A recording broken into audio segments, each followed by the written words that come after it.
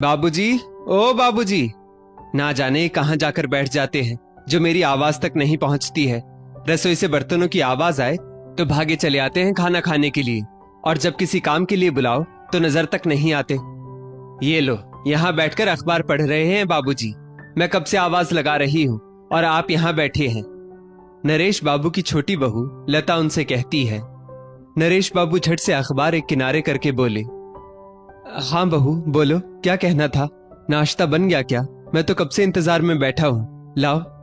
लता बोली, ये लो, इनको तो बस अपने खाने की चिंता है। अरे बच्चों को स्कूल जाना है, अब टिफिन में क्या बस रोटी सब्जी दूंगी? कुछ फल तो देना ही है ना। ऐसा कीजिए, बगल वाली फल की दुकान से 1 किलो सेब ले आइए, और ध्यान रखिएगा एक सेब भी कम नहीं होना चाहिए, वरना आपकी रोटी कम हो जाएगी। नरेश बाबू ने सिर झुका, झोला और पैसे ले लिए। तभी उनकी बड़ी बहू सुमन आई और बोली, बाबूजी, जब आप बाहर जा ही रहे हैं तो हमारे लिए 1 दर्जन केले ले आइएगा। सुबह सुबह केला खाना सेहत के लिए अच्छा होता है। लता ठहाका लगाते हुए बोली, हाँ हाँ, अब जिसकी जैसी औकात होगी वैसा ही फल खाएगा ना। घर में कोई सेब खा रहा है तो कोई केला। बाबूजी, ध्यान रहे, मैंने आपसे पहले कहा है, तो जल्दी से जाइए और सेब लेकर आइए। सुमन बोली, बाबूजी, एक ही दुकान पर सब फल मिल जाते हैं तो केला भी वहीं मिल जाएगा। और हाँ, ध्यान से देखकर पीले पीले केले लाइएगा। ये पकड़िए 30 रुपए, मेरे पास इसकी तरह फालतू वक्त नहीं है। इतना कहते हुए सुमन वहां से चली गई तो लता बोली, अब आप यहाँ क्यों खड़े हैं? जाइए ना, बच्चों को स्कूल भी जाना है। नरेश बाबू चुपचाप अपनी बहुओं का हुक्म बजाने बाजार चले गए। थोड़ी देर बाद नरेश बाबू घर लौटे। सुमन सामने थी तो सुमन को केले देते हुए वो बोले, बड़ी बहू, ये लो 1 दर्जन केले, मुझे बहुत भूख लगी है, क्या मुझे 1 केला मिल सकता है? सुमन बोली, क्यों, सुबह का नाश्ता तो आपकी पैसे वाली बहू करवाती है ना, फिर मैं क्यों केले दूं? नरेश बाबू बोले, बहू, पता नहीं छोटी बहू ने कुछ बनाया है भी या नहीं, बहुत जोरों की भूख लगी है। सुमन उन केलों में से जो सबसे खराब केला था उसे निकालकर नरेश बाबू के हाथ में रखते हुए बोली, ये लीजिए, आप भी क्या याद रखोगे? पता नहीं भगवान आप जैसे बूढ़ों को इतनी लंबी उम्र देता ही क्यों है, जो हमारे लिए कष्ट हो जाता है। इतना कहते हुए वो वहां से चली गई। नरेश बाबू ने लता को आवाज लगाई और बोले, बहू, मैं सेब ले आया हूं, मुझे मेरा नाश्ता दे दो, बहुत जोरों की भूख लगी है। लता ने झट से सेब की थैली उनके हाथ से खींची और बोली, बाकी के पैसे वापस कीजिए, और हाँ, थोड़ा ठहर जाइए, बच्चों को स्कूल भेज दूं, और आपका बेटा, उन्हें भी तो देरी हो रही है, बाकी सब खा ले, फिर आपको भी नाश्ता देती हूँ। इतना कहते हुए वो वहां से चली गई। बेचारे नरेश बाबू, उन्हें भूख इतनी लगी थी कि केले के साथ उसका छिलका भी खा गए और आंखों में आए अपने आंसू भी पी गए। नरेश जी की पत्नी कमला जी का देहांत हुए 2 साल हो चुके थे। बेचारी बड़ी धर्मपरायण स्त्री थी, समय रहते ही परलोक सिधार गई, वरना अधिक उम्र तक जीना तो आजकल अपराध हो गया है। यही आज की वास्तविकता है कि माता पिता का अधिक जीना मानो बच्चों के लिए कष्ट हो गया है। कमला जी के बाद दोनों बहुएं घर में कुछ दिन तक तो किसी तरह निभाती रही, फिर बंटवारे की आग में घर जलने लगा था। हार कर नरेश बाबू ने अपने बेटों से कहा, तुम लोगों को जो सही लगता है तुम लोग वो करो, बस रोज रोज का ये क्लेश बंद करो। बड़े बेटे नवीन ने कहा, ठीक है बाबूजी, तो अब हम घर का और घर की हर चीज का बंटवारा कर देंगे। इस पर छोटे बेटे प्रवीण की पत्नी लता ने कहा, हाँ हाँ जेठ जी, जब सब चीजों का बंटवारा हो जाए तो बाबूजी के खाने पीने और रहने का भी बंटवारा कर दीजिएगा, हमें भी रोज रोज के क्लेश पसंद नहीं है। नवीन बोला, प्रवीण, सुन रहे हो ना अपनी पत्नी की बातें, बाबूजी क्या कोई सामान है जो उनका बंटवारा होगा? प्रवीण बोला, अगर ऐसी बात है तो बाबूजी को आप अपने साथ रख लीजिए, हमें कोई ऐतराज नहीं है। इस पर नवीन की पत्नी सुमन बोली, वाह जी वाह, ये अच्छा है, आखिर ये बोझ हम क्यों उठाए? आप चुप रहो जी, चीजों के साथ साथ बाबूजी के खान पान का भी बंटवारा करो, अभी के अभी। फिर क्या था, घर और नरेश बाबू के खान पान के बंटवारे के बाद उनकी जिंदगी तो मानो नर्क जैसी हो गई। उनका जीवन अत्यंत कठिन होता चला गया। सुबह का नाश्ता छोटी बहू देती तो दिन का खाना बड़ी बहू, और रात आते आते दोनों में लड़ाई और तू मैं शुरू हो जाती कि अब कौन बाबूजी को खाना देगा। जो नरेश बाबू पत्नी के रहते एक गिलास पानी तक खुद से नहीं उठाते थे, आज उनका जीवन अत्यंत कठिन होता जा रहा था। अब रसोई का काम तो उन्हें आता नहीं था, क्योंकि उन्होंने कब सोचा था कि जीवन में कभी ऐसा दिन भी आएगा जब 2 रोटी की खातिर भी इस तरह बेटे बहू का मुंह देखना पड़ेगा। आखिरकार एक दिन नरेश बाबू ने सबको बुलाया और बोले, देखो बेटा, मैं कहना तो नहीं चाहता था, पर अब मुझसे बर्दाश्त नहीं हो रहा है। अब से मैं 2 ही वक्त खाना खाया करूंगा। सुबह का नाश्ता छोटी बहू दे देगी और रात का खाना बड़ी बहू दे देगी। दिन के खाने के लिए तुम लोग आपस में लड़ाई मत करो, मैं 2 वक्त खाकर भी जी लूंगा। तुम्हारी माँ के रहते तो मुझे सुबह 9 बजे तक नाश्ता मिल जाता था, वही आदत रह गई है। आज 40 वर्ष हो गए हैं, वो आदत जाते जाते थोड़ा वक्त तो लगेगा ही। इतना कहकर वो चुपचाप अपने कमरे में चले गए। धीरे धीरे समय बीतने लगा।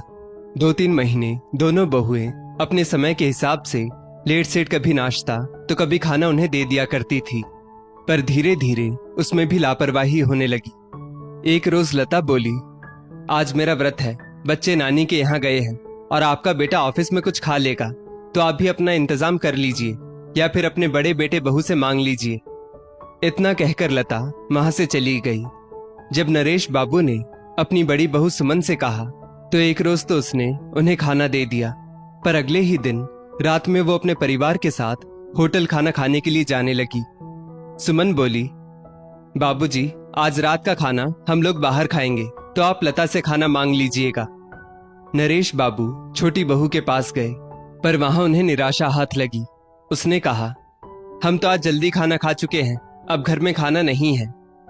बेचारे नरेश बाबू, उन्हें उस दिन बहुत अपमानित महसूस हुआ। आए दिन अब ऐसा ही होता। 1-2 दिन तो उन्होंने किसी तरह काट लिए, फिर तीसरे दिन उनसे रहा नहीं गया और वो अपनी पत्नी की तस्वीर के सामने आकर रोने लगे और कहने लगे, कमला, तुम सही कहती थी कि थोड़ा बहुत फल फूल खाया कीजिए और बुढ़ापे के लिए ताकत बनाया कीजिए। अब देखो, हमारे नसीब में तो वो दाल रोटी भी नहीं लिखी है। आज तक अपने खाने पीने पर मैंने कभी खर्च नहीं किया, बच्चों को कोई कमी ना आए, बस इसी सोच में जवानी बुढ़ापे तक पहुंच गई। पर अब बस, अब मुझे अपने बारे में सोचना ही होगा। नरेश बाबू बाजार गए। वो फल वाले से बोले, सुनो भाई, काजू बादाम किशमिश और सेब अंगूर थोड़े थोड़े करके सभी फल मुझे दे दो। फल वाला बोला, क्या बात है नरेश बाबू, पहले तो थोड़े बहुत फल ले जाते थे, आज इतने सारे फल और मेवे। नरेश बाबू बोले, अब क्या किया जाए, जब मरने के बाद मेरे पैसे मेरे नालायक बच्चों को ही मिलेंगे, तो क्यों ना थोड़ा पैसा खुद पर ही खर्च कर लूं, क्योंकि उनको तो मेरी चिंता है नहीं, तो अब अपने पैसे खुद पर ही खत्म करूंगा। इतना कहकर वो फल लेकर घर आ गए।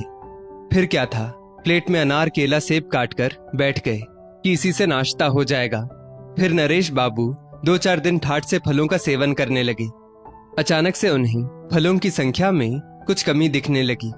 एक दिन उन्होंने ध्यान से देखा तो लता अपने बेटे से कह रही थी, बेटा, दादाजी के कमरे में बहुत सारे फल रहते हैं, जाओ कुछ फल वहां से उठाकर ले आओ। उसके कुछ देर बाद ही सुमन अपनी बेटी रूपम से बोली, बेटा, दादाजी के कमरे में काजू बादाम और अखरोट रहते हैं, जाओ थोड़ा सा वो ले आना और साथ में 2-4 केले भी ले आना। फिर क्या था, बच्चे आए दिन थोड़ा थोड़ा करके फल मेवे लेते जाते। नरेश बाबू को बहुत गुस्सा आया। बच्चों के जाने के बाद वे अपनी दोनों बहुओं से बोले, तुम लोग मुझे वक्त पर नाश्ता और खाना नहीं देती हो, और अब जब मैं अपने खाने का इंतजाम खुद करता हूँ तो उसमें भी तुम लोगों को दिक्कत होती है। अरे, कम से कम अपने बच्चों से गलत काम तो मत करवाओ, वरना आज जैसे तुम लोगों के लिए मेरा जीना कष्ट हो रहा है, वैसे ही तुम्हारे बच्चे भी तुम्हारे बारे में सोचेंगे। अगले दिन नरेश बाबू जब फल खा रहे थे तो दोनों बच्चे उनके कमरे से निकलने का इंतजार कर रहे थे। नरेश बाबू ने दोनों को आवाज लगाई और अपने साथ बिठाकर फल खिलाने लगे, परंतु उसके बाद भी उनके फल मेवे कम होने लगे। तो वो समझ गए कि जरूर ये उनकी दोनों बहुओं की ही कारस्तानी है। अब तो 2-3 दिन से ज्यादा फल और काजू किशमिश दिखते ही नहीं थे। इतने पैसे तो उनके पास थे नहीं कि वे रोज रोज फल ला सके। आखिर एक दिन उन्होंने फल लाना भी छोड़ दिया। अगली सुबह 11 बजने वाले थे। नरेश जी नहा धोकर बैठक में बैठे हुए थे। उन्हें बहुत जोरों की भूख लग रही थी, पर लता उन्हें नाश्ता देने नहीं आई। अचानक उन्हें बहुत जोर का गुस्सा आया और वो चिल्लाकर बोले, ये जिंदगी भी कोई जिंदगी है? जिन बच्चों के लिए पूरी जिंदगी गंवा डाली, वही बच्चे आज मेरे लिए 2 टाइम के खाने का इंतजाम भी नहीं कर पाते हैं। अब मैं बताता हूं तुम दोनों को, अगर मैंने अपनी जायदाद से तुम दोनों को बेदखल ना कर दिया तो मेरा नाम भी नरेश नहीं।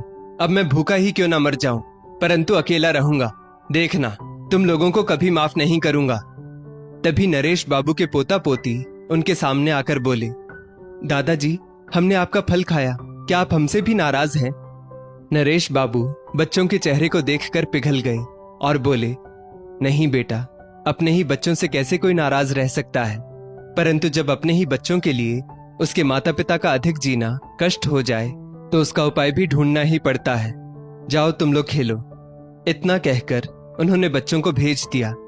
लता और सुमन आकर उनसे बहस करने लगी। आपको क्या लगता है कि हमने आपके फल लिए? सुमन बोली, हद करते हैं बाबूजी, क्या हमारे पास खाने के लिए पैसे नहीं हैं जो हम आपके काजू किशमिश चुराएंगे? नरेश बाबू बोले, बहू, मेरा मुंह मत खुलवाओ तो ही अच्छा रहेगा। दोनों बेटे नवीन और प्रवीण भी वहां आकर बोले, बाबूजी, इस उम्र में इतनी अकड़ अच्छी नहीं होती। नरेश बाबू बोले, अकड़ तो अब मैं तुम लोगों की ठीक करूंगा। उस दिन तुम लोगों ने फैसला किया था और मैंने भी सब तुम लोगों पर छोड़ दिया था कि तुम लोग अपने साथ साथ मेरे बारे में भी सोचोगे, पर नहीं, तुम लोगों ने बस अपना फायदा देखा। तो आज मैं भी एक फैसला करूंगा। लता बोली, कैसा फैसला? फैसला तो हो चुका है।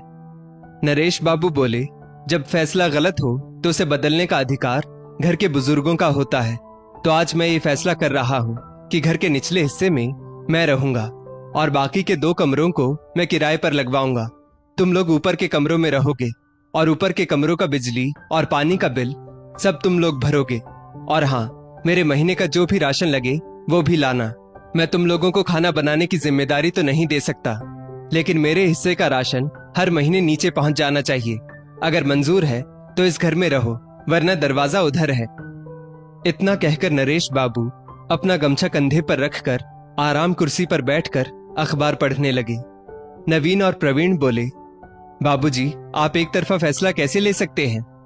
नरेश बाबू बोले, क्योंकि ये अधिकार अब बस मेरे पास है। ये घर मेरा है तो फैसला मैं करूंगा। तुम लोगों को मैंने मौका दिया था, अब तुम लोग चूक गए तो मैं क्या कर सकता हूं, और मैं अपने फैसले पर अड़िग रहूंगा, ये याद रखना। सबने बहुत कोशिश की पर नरेश बाबू टस से मस नहीं हुए। नीचे के 2 कमरों में किराएदार रहने लगे। नरेश बाबू ने उन्हें किराए की जगह अपने तीनों वक्त के खाने की जिम्मेदारी दी और किराएदार मान गए। किराएदार भले लोग थे तो समय पर नरेश बाबू को तीनों टाइम खाना मिलने लगा। दोनों बेटे बहुओं को समझ में आ गया कि पिता का लंबे समय तक जीवित रहना बच्चों के लिए कोई कष्ट नहीं होता, बल्कि वही उन्हें समय समय पर सही राह दिखाते हैं। पर जब चिड़िया चुग जाए खेत तो पछताने से क्या फायदा। अब नरेश बाबू ने अपना फैसला ले लिया था। समय बीता, उन्होंने अपनी वसीयत बनवाई कि उनके मरणोपरांत आधी संपत्ति वृद्ध आश्रम को और आधी उनके पोते पोती के नाम कर दी जाए। फिर तो वो जब तक जिए ठाठ से रहे। दोस्तों, इस स्टोरी को लेकर आपकी क्या राय है, नीचे कमेंट करके जरूर बताइएगा। और ऐसी ही और भी बेहतरीन वीडियोस के लिए हमारा पेज जरूर फॉलो करें। धन्यवाद।